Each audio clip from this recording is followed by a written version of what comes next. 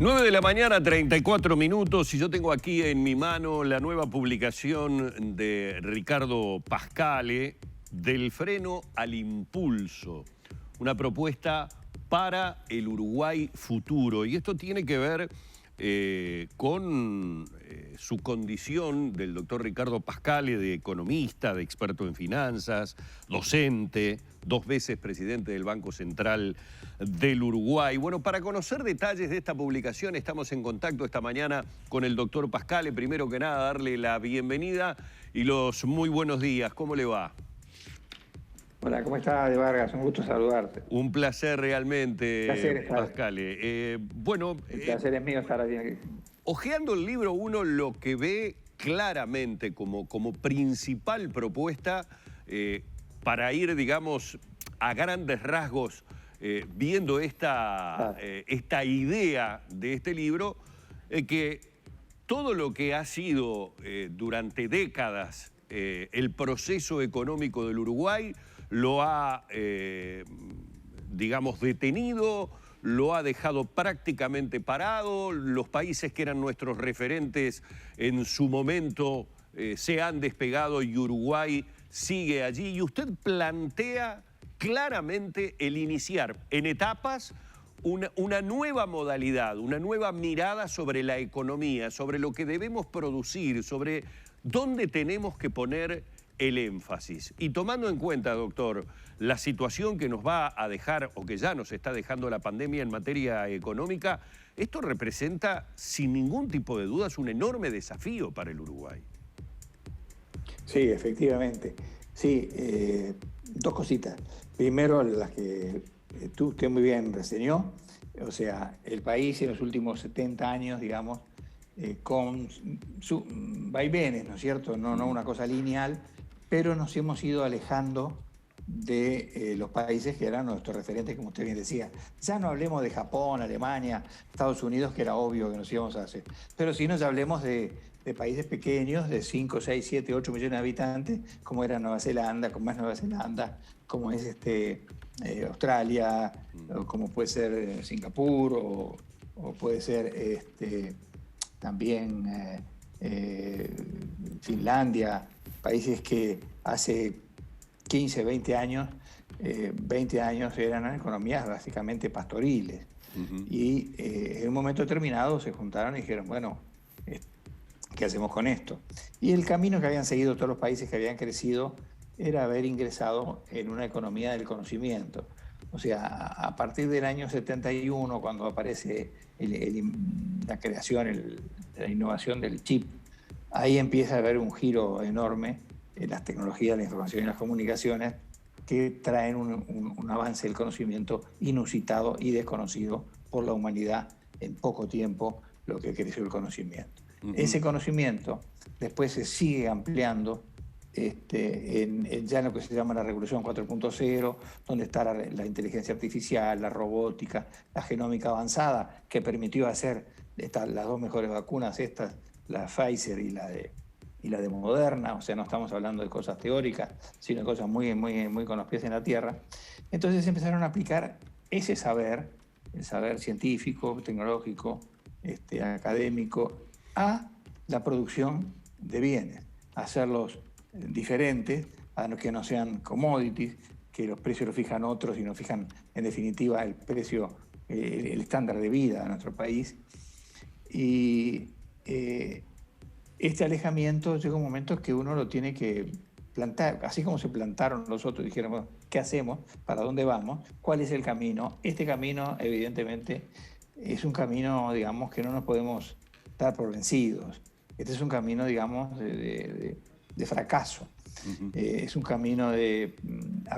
lo que quiero señalar muy claro es que nadie quiere este fracaso, ni fue hecho a propósito, ni fue hecho por ninguna administración, ni por ningunos... Pero es obvio que digamos, el Uruguay se ha alejado del futuro.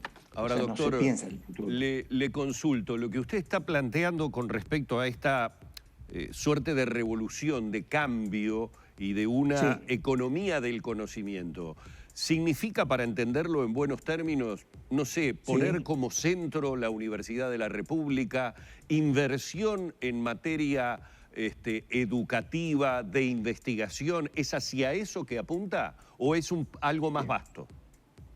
Es más vasto, pero está muy bien, de Vargas, lo que usted está diciendo.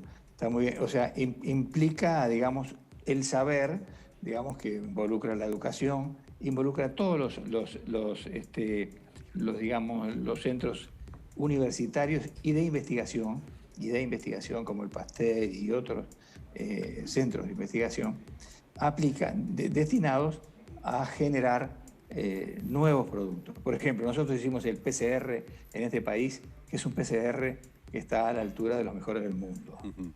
Bueno, si eso lo hubiéramos tenido que comprar por ahí, hubiéramos dependido de la gente y además hubiéramos gastado millones de dólares adicionales de los que se gastaron en el país. O sea, involucra, digamos, que toda la sociedad, digamos, lentamente, por etapas, esto no se hace, digamos, de un día para el otro, pero sí lo que se hace de un día para el otro, o se debe hacer, es tomar la decisión, ¿no es cierto? Sin esta decisión de para dónde va el país, si yo le preguntara, no a usted, Humberto, pero a cualquier ciudadano normal, y le preguntan para dónde va su país, es bravo que le diga, si usted va a Finlandia o a Nueva Zelanda, le dice, ¿para dónde vamos? Clarísimo, estamos en una economía que se basa en el conocimiento y que cada vez más ese conocimiento nos va a hacer menos dependientes de otros países y además nos va a mejorar los niveles de vida de nuestra población. O sea, eso es clarito. O sea, el libro en realidad lo que plantea no es una novedad, digamos, no es un invento, digamos, mío, digamos, ¿no? Yo simplemente acá pongo, si se quiere, ordenadamente la situación con que hemos venido y cuáles son los dos caminos que tenemos. O seguimos como hasta ahora, digamos, bueno, vamos viendo cómo viene la cosa, preocupados siempre por las cosas de corto plazo. Todo lo que se habla es el corto plazo de Vargas. Si uno lo mira, siempre se habla del corto plazo, nadie habla del futuro, nadie piensa en términos de futuro. Ya no diremos como los asiáticos en futuros de 150 años, hablemos de 40 años, 30 años, 40 años. Entonces, cuando uno no fija, no separa claro cuál es el futuro que uno quiere, bien claro, que además es lo que separaron todos los países desarrollados del mundo. No hay ningún país desarrollado del mundo que no haya ingresado en distintas intensidades en la economía del conocimiento. Ninguno. Ninguno fue por commodity que creció ni nada que se le parezca. Todos crecieron por ese motivo. Y entonces tenemos que definir algo, ¿no es cierto? Lo peor es no definir nada del futuro. Es que el futuro nos va a llevar. Si uno no fija, no se planta en el futuro, como decíamos, nos van a plantar. La correntada nos va a llevar y nos va a plantar donde la correntada no se le ocurra ponernos. Pascal, que es un poco lo que viene pasando ahora, ¿no? Sí. Buenos días. Sí. Buen día. ¿Cómo está? Usted en el libro propone, habla de la creatividad para eso, ¿no? Alguien tiene que liderar el proceso, probablemente un diseño desde el gobierno, desde la clase política, no solo el gobierno de turno, ¿no? Pero también el motor del país también tiene que ver con el sector empresarial. Y usted también ponía como ejemplo la necesidad de aumentar las startups, la necesidad de fomentarlas, y ponía como ejemplo un trabajo que se hizo en el Institut Pasteur. O sea, ¿qué estímulo precisa también el sector empresarial para trabajar en la creatividad, para trabajar en el conocimiento y potenciar esos pequeños emprendimientos que pueden aparecer?